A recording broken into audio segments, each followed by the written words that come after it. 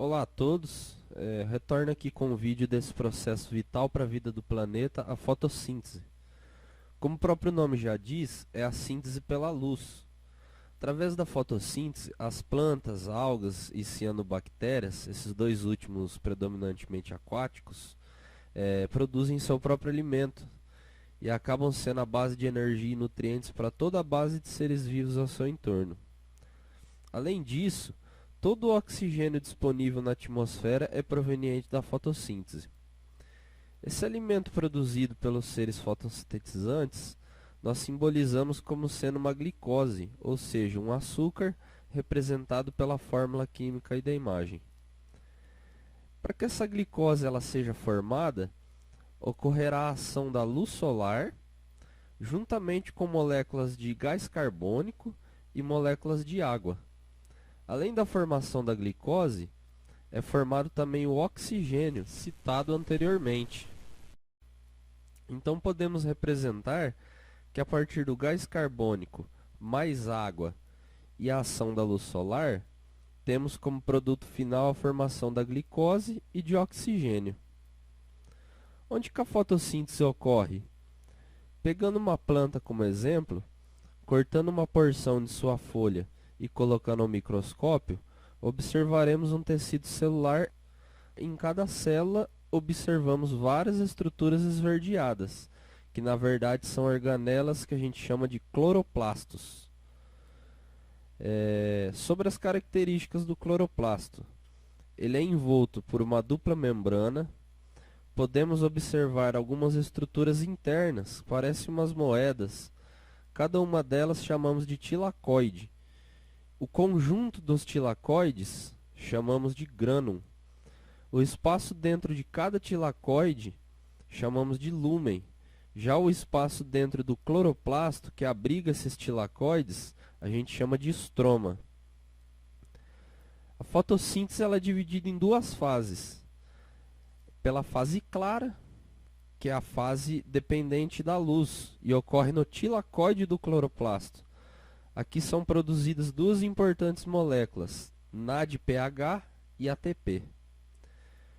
E a fase escura, que ocorre no estroma do cloroplasto, onde as moléculas produzidas lá na fase clara são utilizadas para a produção de um composto altamente energético, o açúcar, que armazenará essa energia para a planta manter seus processos celulares. Vamos compreender essas duas fases abordando neste vídeo a fase clara. Para que a fase clara da fotossíntese ocorra, nela há 4 complexos proteicos trabalhando em conjunto. São eles o fotossistema 2, o complexo citocromo, fotossistema 1 e ATP sintase. O fotossistema 2, assim como o fotossistema 1, possui pigmentos, as famosas clorofilas, que são sensíveis à energia solar, e partem delas o verde característico desses seres fotossintetizantes. Uma curiosidade aqui, por que a cor verde? As clorofilas elas parecem verdes porque quando absorvem a luz, elas absorvem principalmente na porção vermelha e azul do espectro. Os feixes de luz na frequência do verde são, portanto, refletidos para o olho humano.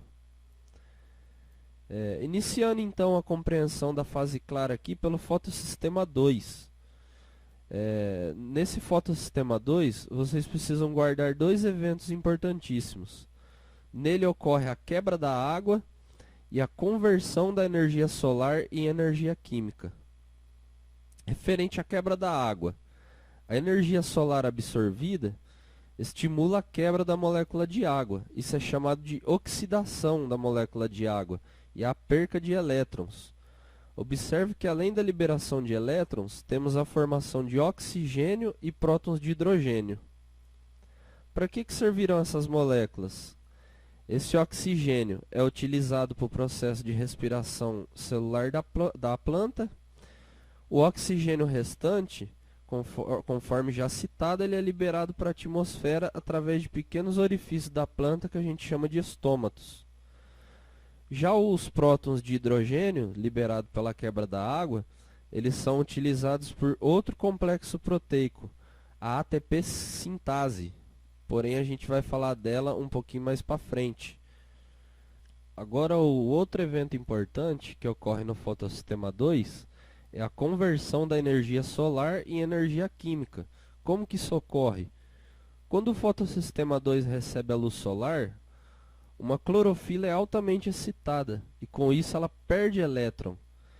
Esta energia agora em forma química, ela vai passando de uma clorofila a outra através da oxidação e redução dessas moléculas, até que este elétron agora altamente energizado, ele seja liberado do fotossistema 2 para uma proteína transportadora chamada plastoquinona. A plastoquinona ela vai transportar o elétron até o próximo complexo proteico, o complexo citocromo. Cabe ressaltar que esse complexo ele é uma bomba de prótons de hidrogênio.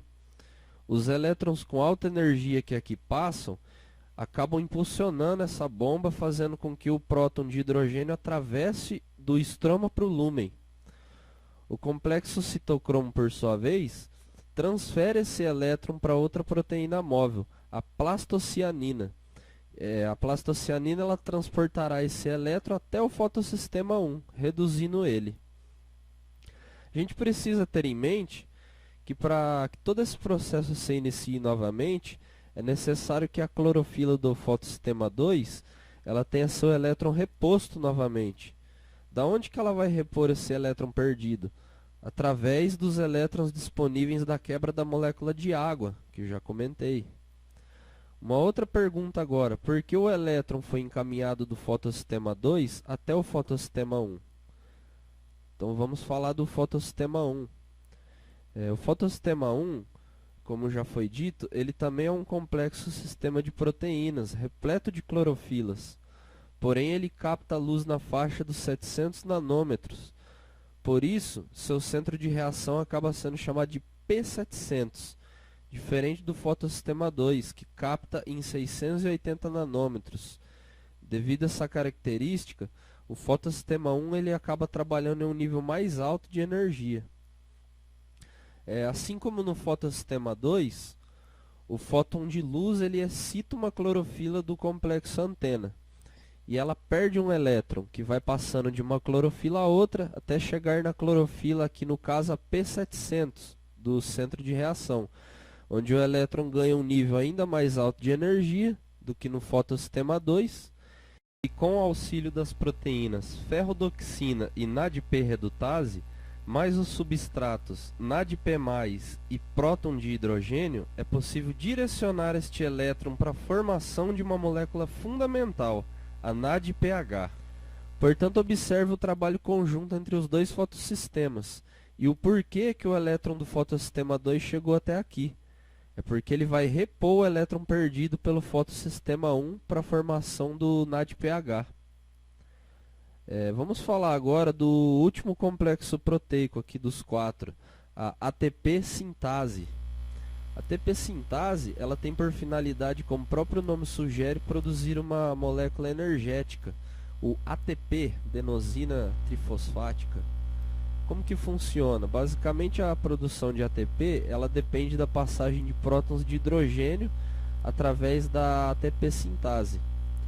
Para que o próton de hidrogênio ele atravesse do lúmen do tilacoide para o estroma do cloroplasto, é necessário que haja uma diferença na sua concentração entre os dois lados, ou seja, um gradiente de potencial eletroquímico.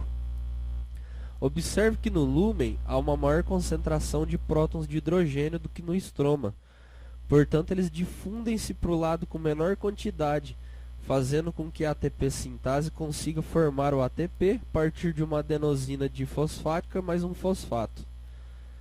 Cabe ressaltar também que essa diferença de concentração ela sempre será mantida, pois lembre-se que no complexo citocromo há uma bomba de prótons que retorna hidrogênio para dentro do lúmen. Lembre-se também que a quebra da água ocorre dentro do lúmen, liberando hidrogênio.